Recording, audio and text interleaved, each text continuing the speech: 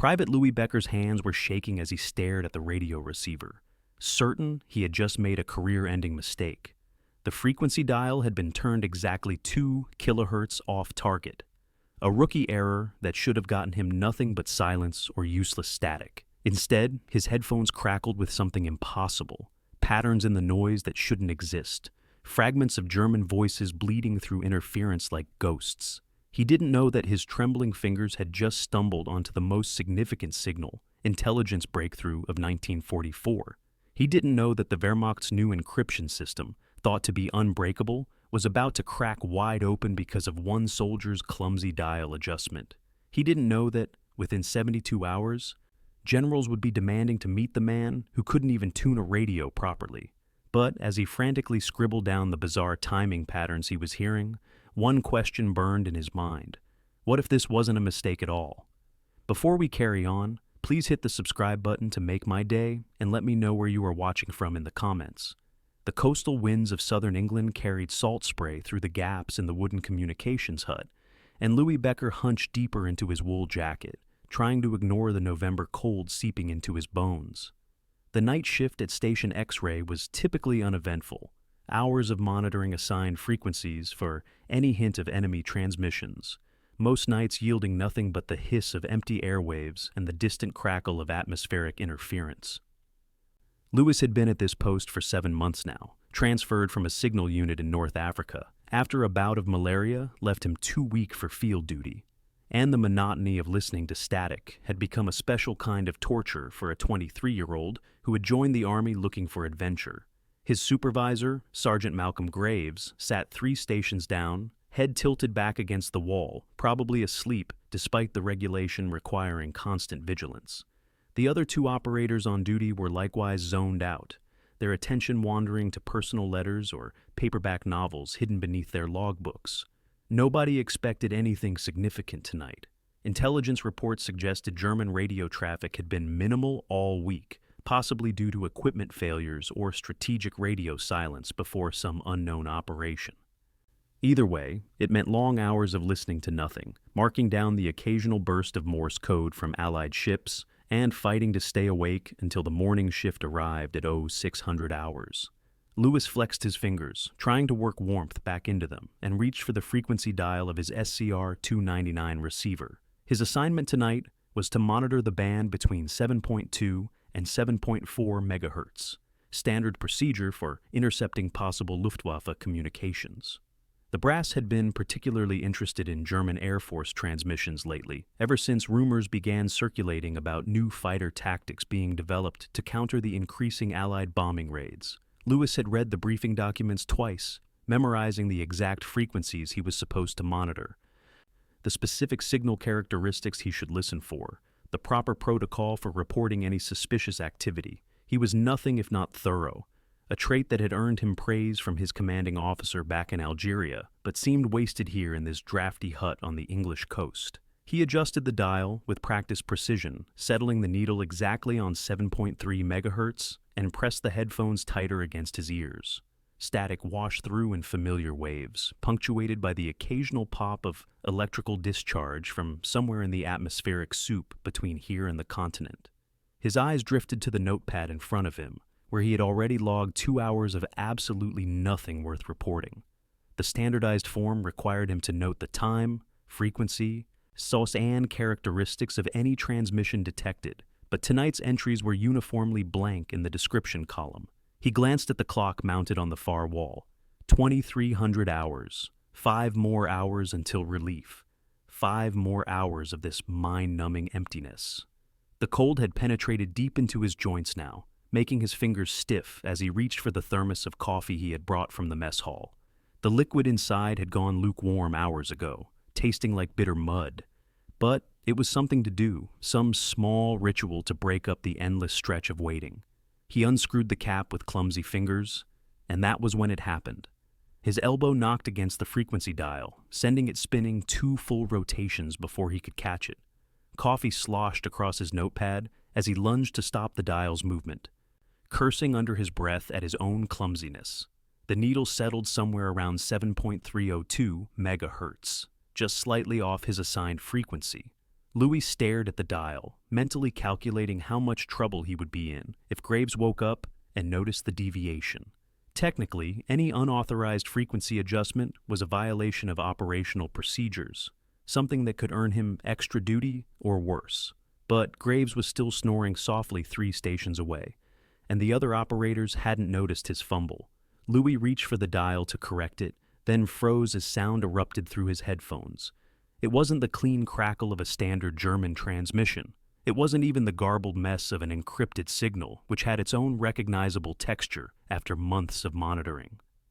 This was something else entirely, a strange mixture of static and fragmented voices that seemed to phase in and out of existence, like someone was rapidly switching between frequencies or modulating the signal in ways Louis had never encountered. He could hear snatches of German words, isolated syllables that appeared and vanished before he could identify them completely, buried under layers of interference that pulsed with an almost rhythmic quality. His hand hesitated over the dial. Protocol dictated that he immediately return to his assigned frequency and report the unauthorized adjustment. But something about this signal nagged at him, triggering instincts honed by months of listening to radio transmissions. The pattern in the static wasn't random. The interference had structure, a repeating cadence that his ear recognized even if his conscious mind couldn't quite place it. He made a decision that would alter the course of his military career and possibly the war itself. He left the dial where it was and started taking notes. The signal ebbed and flowed like a tide, periods of relative clarity interrupted by surges of what sounded like deliberate jamming. During the clear moments, Louis could distinguish multiple German voices speaking in rapid, clipped phrases that suggested military communications, though the words themselves remained frustratingly incomplete. One voice mentioned something about transport before dissolving into static. Another referenced coordinates, but the numbers were swallowed by a burst of interference before Louis could write them down. What fascinated him most was the timing. The clear periods lasted approximately 4 seconds, followed by 7 seconds of heavy static, then another 4 seconds of partial clarity.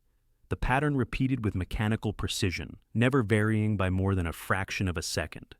Louis checked his watch and began timing the cycles, marking each transition in his notepad with meticulous care. 4 seconds clear, 7 seconds static. 4 seconds clear, 7 seconds static. The consistency was remarkable, suggesting either extremely sophisticated equipment or a deliberate encoding scheme he didn't recognize. He had encountered German encrypted transmissions before, usually identified by their characteristic rapid-fire bursts of seemingly random noise. But this was different. This felt less like encryption and more like a timing mechanism, as if someone was opening and closing a signal window according to a predetermined schedule. 20 minutes passed with Louis hunched over his notepad, headphones clamped tight, completely absorbed in documenting the strange pattern. He filled 3 pages with observations: the frequency of the cycles, the approximate signal strength, fragments of German phrases he managed to catch, sketches of what the waveform might look like based on the audio characteristics. His training had covered basic signal analysis, enough to recognize that this was significant even if he couldn't articulate exactly why. The timing was too precise to be accidental, the interference too consistent to be natural atmospheric conditions. Someone had engineered this transmission method deliberately, and Louis was willing to bet his next month's pay that Allied intelligence hadn't seen anything like it before. A hand clamped down on his shoulder, and Lewin nearly jumped out of his chair. Sergeant Graves loomed over him, face creased with irritation and confusion. The older man's eyes dropped to Lewis's notepad, then flicked to the frequency dial, then back to Lewis with an expression that suggested incoming disciplinary action. "Becker, what in the hell are you doing off frequency?" Graves's voice carried the particular edge of a non-com who had been embarrassed by a subordinate's actions. "You're supposed to be monitoring 7.3, not whatever the hell this is." Louis pulled one earphone away, the strange signal still audible as a tinny whisper. "Sergeant, I need you to listen to this. I knocked the dial by accident, and there's something weird on this frequency. Really weird." Graves' expression suggested he thought Lewis was either trying to cover for incompetence or had finally cracked under the boredom of night watch. "Son, I don't care if you're picking up Hitler reading bedtime stories. You have assigned frequencies and you monitor those frequencies. That's how this works. Now get back on 7.3 before I write you up." "Sergeant, please." Louis kept his voice low but urgent. "Just listen for 30 seconds. There's a pattern here, some kind of timing cycle. I've been tracking it for 20 minutes, and it's consistent down to the second. This isn't random interference." Something in Louis's tone must have penetrated Graves's annoyance because the sergeant paused, studying the younger man's face. Louis had never been a troublemaker, never shirked duty, never gave anyone reason to doubt his competence. That history bought him consideration now. Graves sighed, a sound heavy with reluctance, and held out his hand for the headphones. Louis passed them over, watching Graves' face as the older man listened. The irritation melted into concentration, then curiosity, then something that looked like cautious excitement. Graves stood motionless for nearly 2 minutes, eyes closed, head tilted slightly as he focused on the audio. When he finally opened his eyes and removed the headphones, his expression had completely transformed. "That's not any German transmission protocol I've ever heard," Graves said slowly. "And I've been doing this since North Africa. The timing is too perfect, too mechanical. And those voices, they're definitely Wehrmacht, probably officer level based on the vocabulary fragments I caught." He looked at Louis's notepad, scanning the pages of observations. "You documented all this?" "Yes, Sergeant. Every cycle for the last 20 minutes. It never varies. 4 seconds of partial clarity, 7 seconds of heavy interference, repeat. And listen. During the static periods, there's something underneath it. Not voices, but maybe some kind of carrier signal or synchronization tone." Graves put the headphones back on, listening with renewed intensity. Louis was right. Buried beneath the static was a faint, steady pulse, almost subsonic, that maintained presence even when the voices disappeared. It was like a heartbeat keeping time, a metronome ensuring that every cycle began and ended at exactly the right moment. This wasn't just encryption.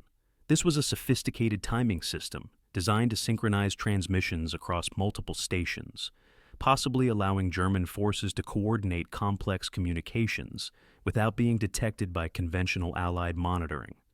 "We need to wake up Captain Hendricks," Graves said, already moving toward the telephone mounted on the far wall.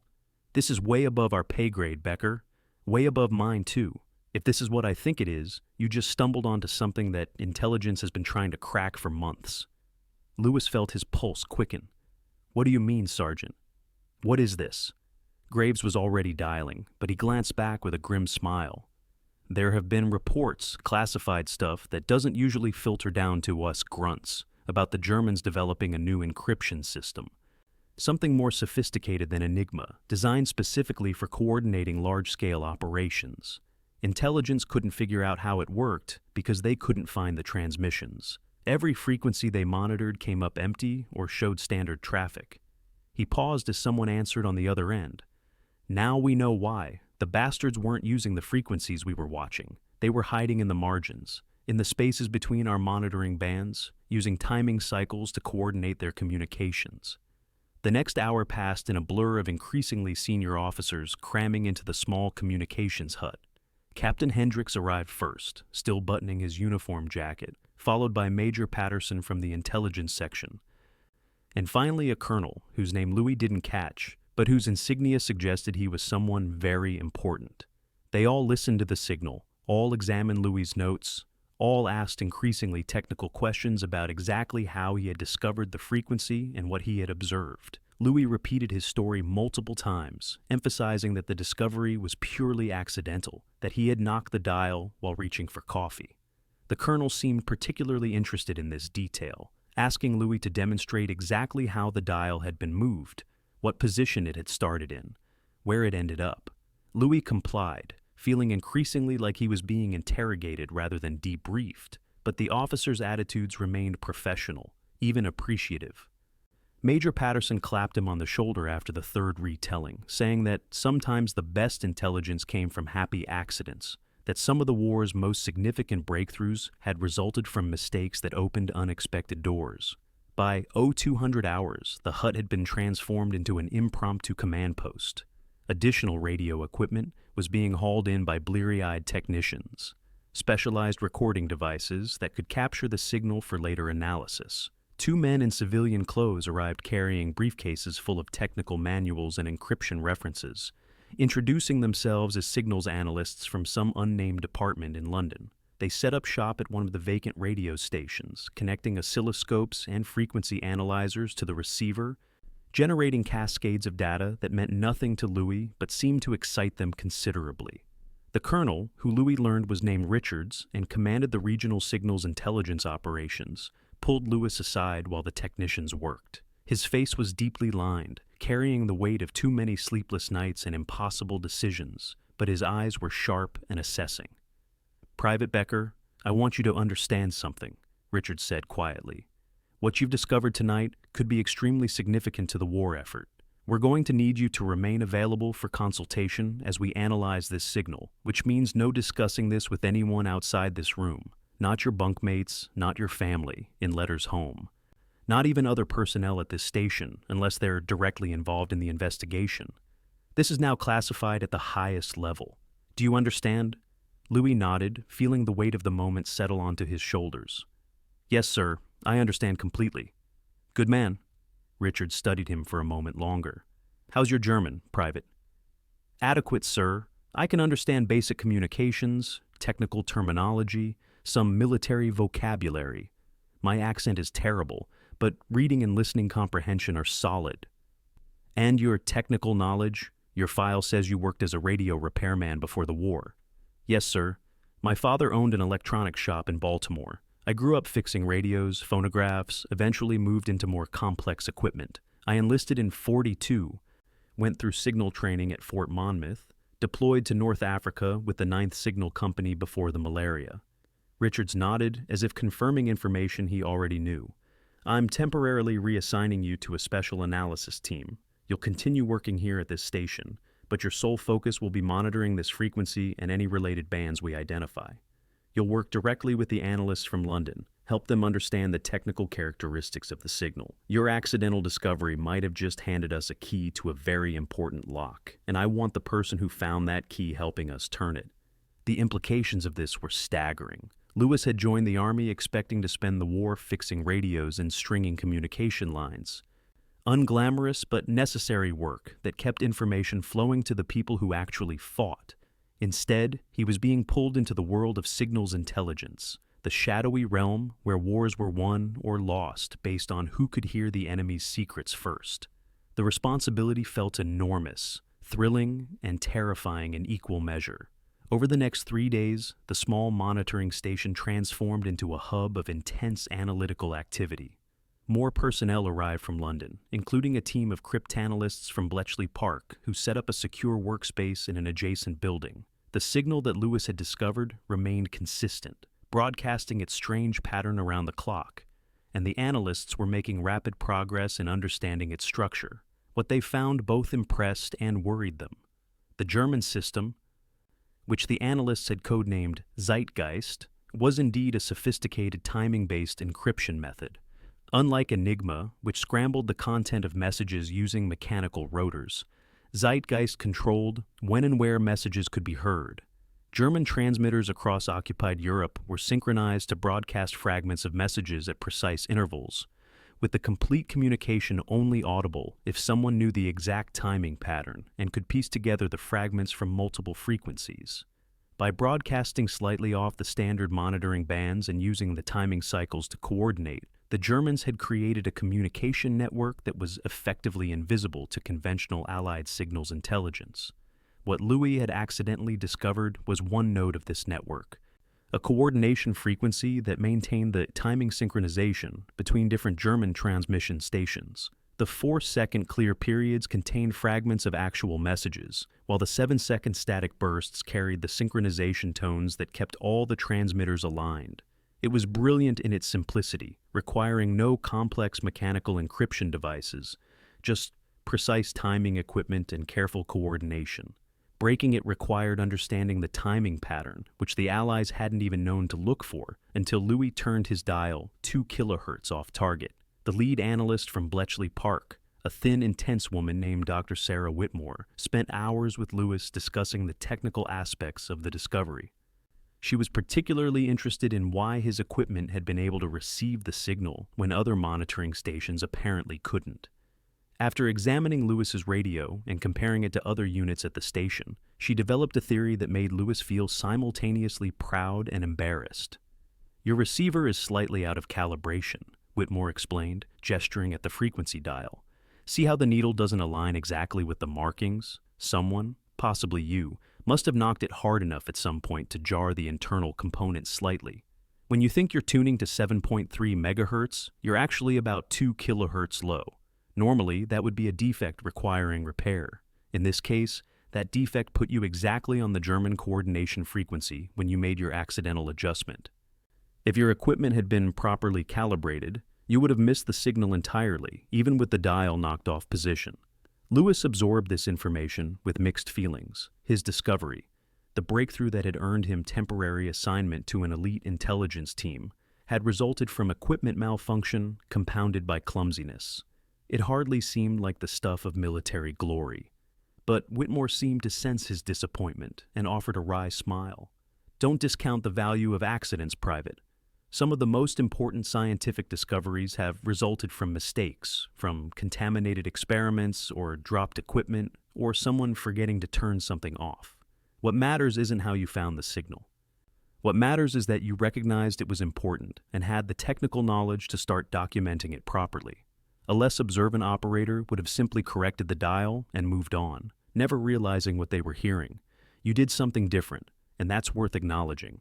The analysis continued around the clock, with Louis maintaining his monitoring duties while also serving as a technical consultant for the growing team of analysts. He worked 12-hour shifts, sleeping in a bunk that had been set up in a back room of the station, eating meals brought in by mess personnel, existing in a strange bubble where the normal routines of military life had been suspended in favor of singular focus on the German signal. The work was exhausting, but exhilarating, every day bringing new understanding of how Zeitgeist functioned and how it might be exploited. By the end of the first week, Whitmore's team had mapped out the basic architecture of the German timing network. There were at least 15 coordination frequencies scattered across the radio spectrum, each maintaining synchronization for different geographic regions or operational commands. The fragments broadcast on these frequencies could be recorded and reassembled to create complete messages, but only if the analysts knew which frequencies to monitor and the exact timing patterns to follow. The 4-7-second cycle that Lewis had discovered was just one of several different patterns, with other coordinators using 3-5 cycles, 6-11 cycles, and more complex sequences that seemed to vary based on operational security requirements. The breakthrough came on day 9 of the investigation, when Whitmore's team successfully decoded their first complete Zeitgeist message. It was a logistics communication discussing ammunition shipments to Wehrmacht units in northern France, mundane in content but extraordinary in implication. The Allies could now read German communications that had previously been completely invisible, accessing planning discussions, tactical orders, supply chain details, all the mundane but crucial information that kept military operations functioning. The intelligence value was staggering. Colonel Richards returned to the station with a larger contingent of officers, including a general whose presence seemed to make even Richards nervous. They reviewed the decoded message, examined the technical analysis, and questioned Whitmore's team extensively about their confidence in the decryption methods. When they finally turned their attention to Louis, the general's expression was unreadable. "Private Becker, I understand you're the young man whose clumsiness started all of this," the general said, and Louis couldn't tell if the tone was amused or critical. "Yes, sir. I knocked the frequency dial while reaching for coffee, sir. Pure accident." "Accident or not, you've contributed significantly to Allied intelligence operations. The information we're extracting from this German timing network has already been shared with operational commands, and it's informing planning for upcoming operations." The general paused, studying Louis. "That's as specific as I can be. You understand? But know that your discovery is having real impact." Louis felt something loosen in his chest, a tension he hadn't fully acknowledged until it released. Real impact. That was what he had wanted when he enlisted, the sense that his contribution mattered, that he was part of something larger than himself. The months of monotonous monitoring hadn't provided that feeling, but now, standing in this crowded room with high-ranking officers discussing his accidental discovery, he felt the weight and satisfaction of meaningful service. The general continued, We're establishing a permanent monitoring program based on your discovery. Dedicated teams watching the frequencies where these German coordination signals operate. You'll be assigned to lead one of those teams, training other operators in the specific characteristics they should listen for. This is specialized work, Private, and we need people who understand both the technical aspects and the intelligence value. You've proven you have those qualities. The next months passed in a blur of activity as the Zeitgeist monitoring program expanded. Louis found himself training operators from different signals units, teaching them how to recognize the timing patterns, how to distinguish between natural interference and deliberate German signal manipulation, how to document observations in ways that cryptanalysts could work with effectively. He discovered he had a talent for instruction, breaking down complex technical concepts into understandable pieces, building confidence in operators who worried they lacked the expertise for intelligence work. The intelligence flowing from the Zeitgeist decryptions proved invaluable as Allied forces prepared for operations in Europe. German logistics communications revealed supply bottlenecks and transportation routes. Tactical discussions exposed defensive preparations and unit deployments. Even seemingly routine administrative traffic provided puzzle pieces that, assembled with other intelligence sources, created comprehensive pictures of German military capabilities. The Allies couldn't read every German message. The timing network was too vast and the monitoring resources too limited, but they could read enough to gain significant advantages in planning and operations. Louis learned through carefully worded briefings that information derived from his discovery had contributed to successful Allied operations, though the specific details remained classified beyond his clearance level. Knowing that his accidental dial turn had led to intelligence that saved Allied lives gave him satisfaction deeper than any medal or promotion could provide. This was the impact he had sought, the meaningful contribution he had wanted to make. By spring of 1945, as Allied forces pushed deeper into Germany, the Zeitgeist network began showing signs of collapse. German transmissions became more erratic. Timing patterns degraded as synchronization equipment was damaged or destroyed by Allied bombing. Coordination frequencies went silent as Wehrmacht units retreated or surrendered. The sophisticated communication system that had seemed so unbreakable was falling apart, its complexity becoming a liability as the infrastructure supporting it crumbled. Louis, now promoted to sergeant and commanding a full monitoring team, watched the disintegration with mixed feelings. The German signals had become familiar companions over months of constant listening, and their absence created strange empty spaces in the radio spectrum. But more than that, their silence signaled the approaching end of the war, the conclusion of this vast and terrible conflict that had consumed so many lives and resources. He thought about all the intelligence his team had gathered, all the messages decoded, all the small contributions that had accumulated into strategic advantage. One accidental dial turn had started it all, one moment of clumsiness that opened a window into enemy communications. The formal end came in May, with Germany's unconditional surrender, and the monitoring stations across England gradually stood down from their wartime intensity. Louis's team was reassigned to occupation duties, monitoring German radio frequencies for signs of resistance activity or underground organization. Less urgent work that felt almost anticlimactic after the focused intensity of breaking Zeitgeist. But Louis approached it with the same diligence he had brought to every assignment, understanding that even mundane monitoring served purposes in the larger mission of securing the peace. Recognition came in unexpected ways. Colonel Richards, now commanding signals intelligence for the occupation forces, visited Louis's unit and privately informed him that his discovery had been mentioned in classified intelligence summaries reviewed at the highest levels of Allied command. There would be no public medals, no newspaper stories celebrating the radio operator who accidentally cracked German communications. Operational security prevented that kind of disclosure. But Richards wanted Louis to know that his contribution had been noted, appreciated, and recorded in the confidential histories being compiled by military intelligence services. "Your accident changed how we think about signals intelligence," Richards said during that visit. "Before your discovery, we focused almost exclusively on content encryption, trying to break codes and ciphers.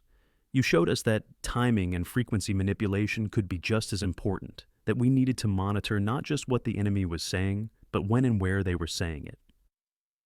That lesson will shape how we approach communications intelligence going forward.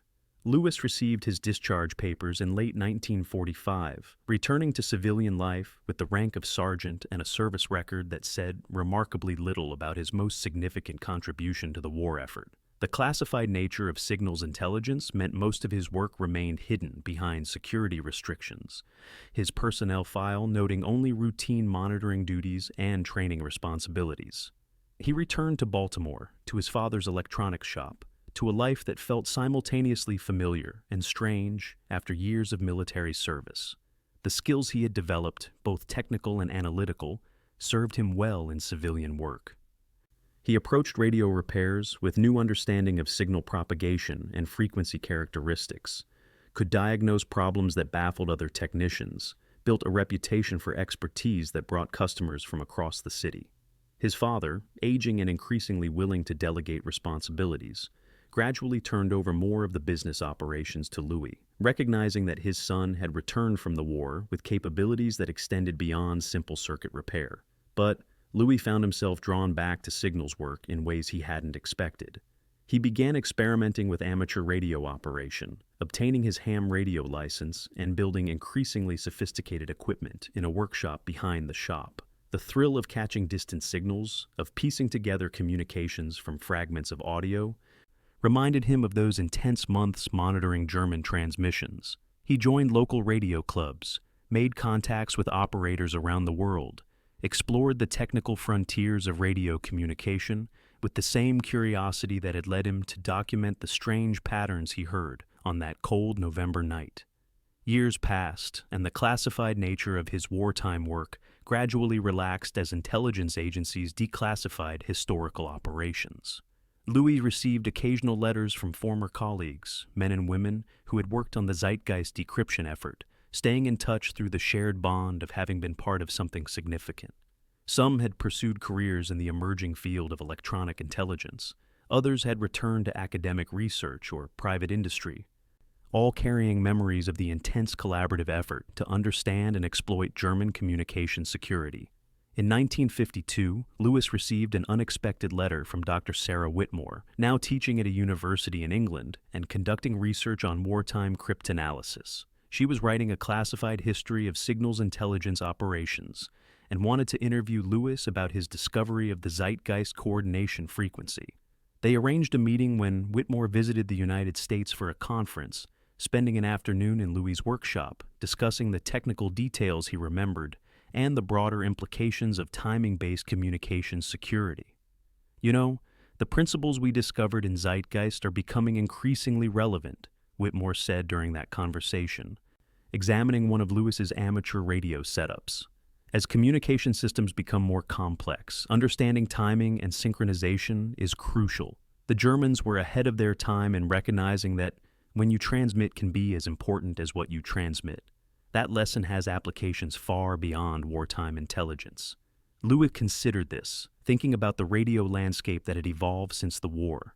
Television broadcasting had exploded, connecting homes across the country with synchronized programming.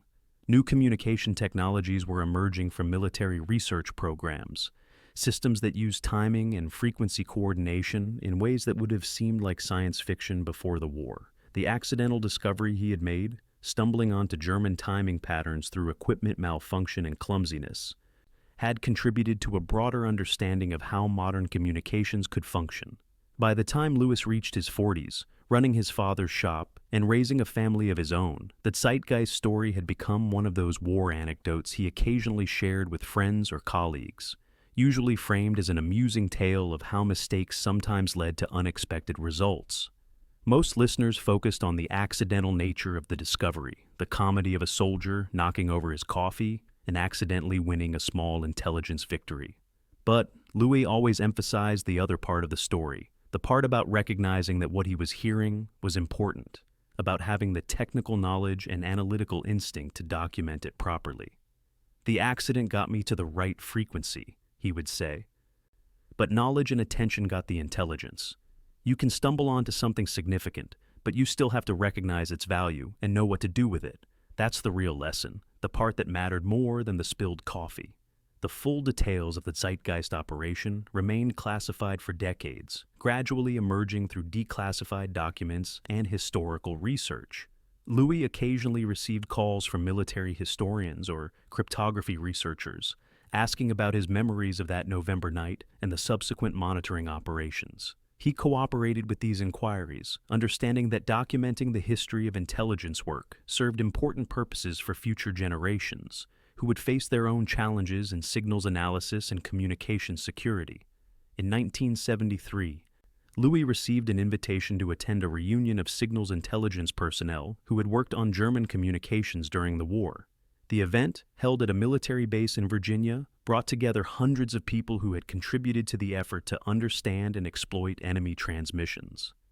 Louis attended with some trepidation, uncertain how his relatively brief involvement with Zeitgeist compared to the careers of people who had spent years in signals intelligence work. But he found himself warmly received by colleagues who remembered his discovery and appreciated its significance. During the reunion, Louis participated in a panel discussion about accidental intelligence breakthroughs, sharing the story of his dial adjustment, alongside other tales of mistakes and coincidences that had yielded valuable information.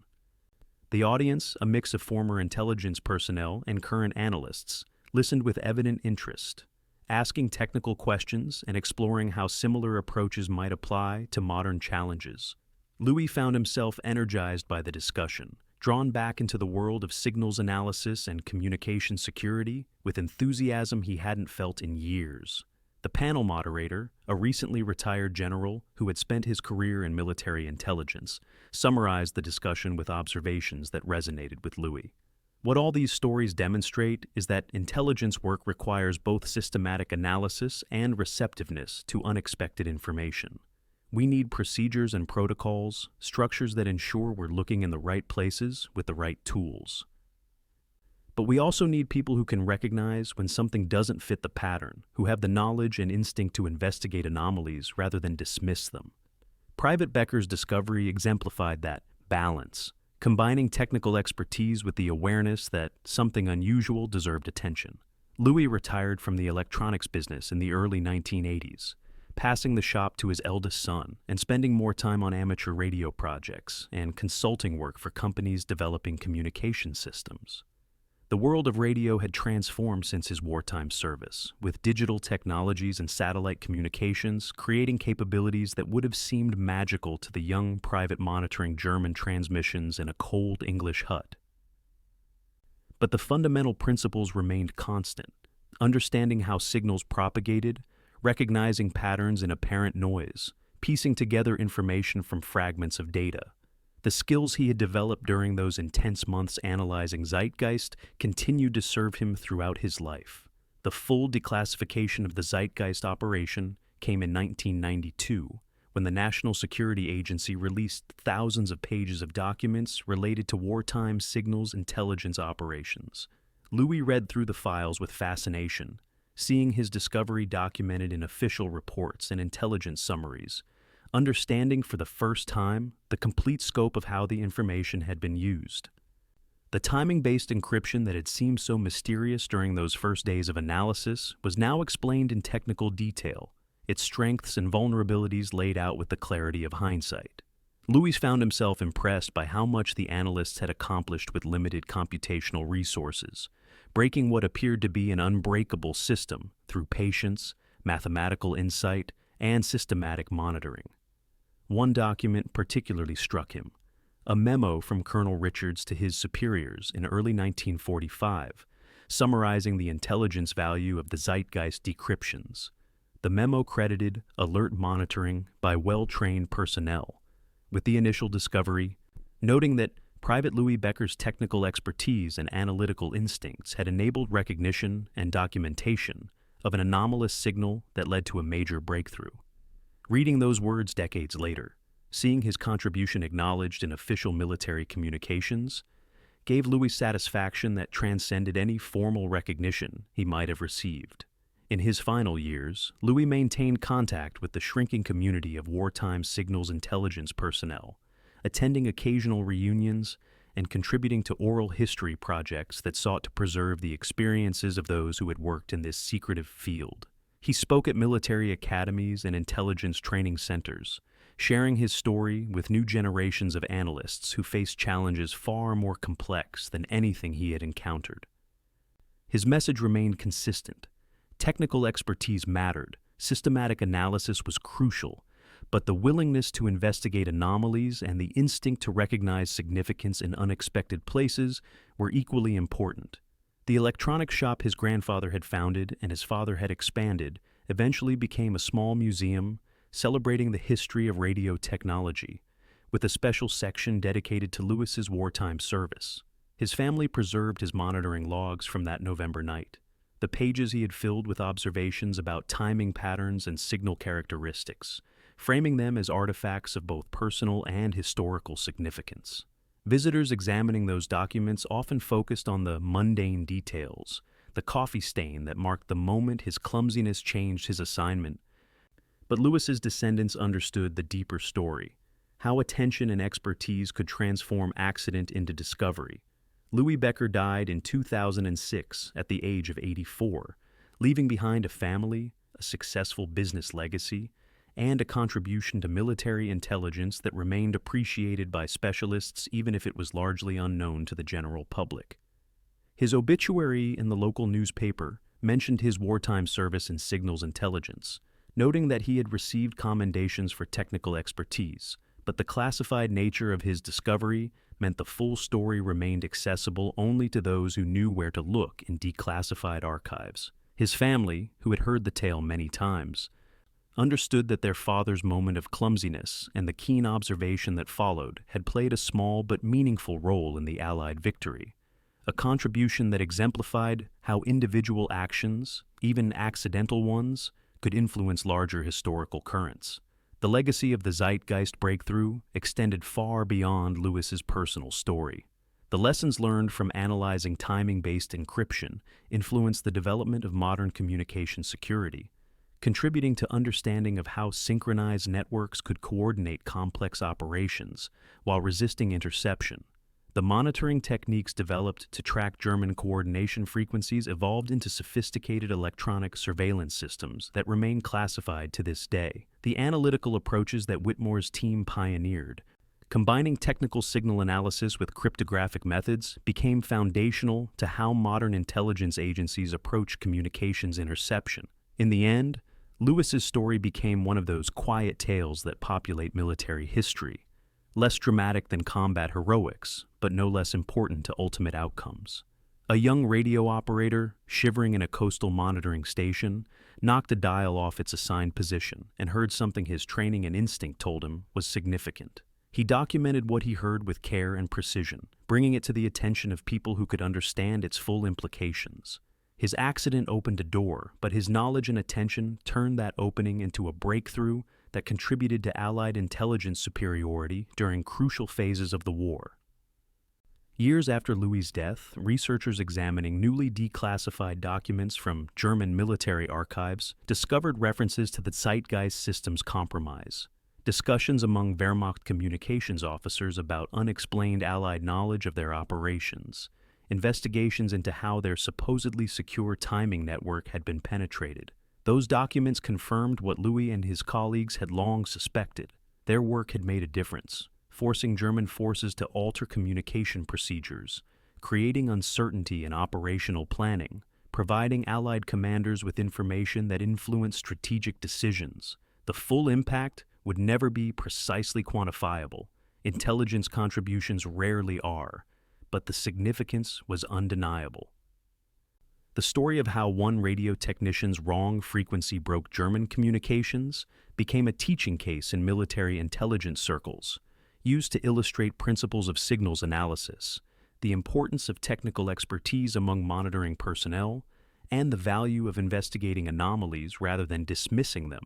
Instructors would show students Louis's original monitoring logs, those coffee-stained pages filled with careful notations about timing cycles and signal characteristics, as examples of how proper documentation could transform raw observations into actionable intelligence. The lesson resonated across decades and technological generations. Pay attention, trust your instincts, know your craft, and recognize that sometimes the most important discoveries come from unexpected places. Louis Becker never claimed to be a hero, never suggested that his accidental discovery deserved particular celebration. He understood himself to be a competent technician who had been in the right place at the right moment, possessing the knowledge to recognize something important when he stumbled onto it. But that self-assessment understated the significance of what he had accomplished. In a war fought by millions, where individual contributions often disappeared into the vast machinery of military operations, Louis had made a difference that mattered, a discovery that opened intelligence windows that remained closed to others. His clumsiness with a coffee cup had set events in motion, but his expertise and attention had turned accident into breakthrough. And that combination, the marriage of chance and capability, embodied how progress often occurred in the messy reality of human endeavor. The wrong frequency became the right one because someone was listening carefully enough to recognize the difference. And that recognition changed how Allied intelligence understood German communications, contributing in ways both large and small to the victory that followed. That was Louis Becker's legacy, not dramatic or theatrical, but real and lasting, the kind of contribution that wars are built upon, one careful observation at a time.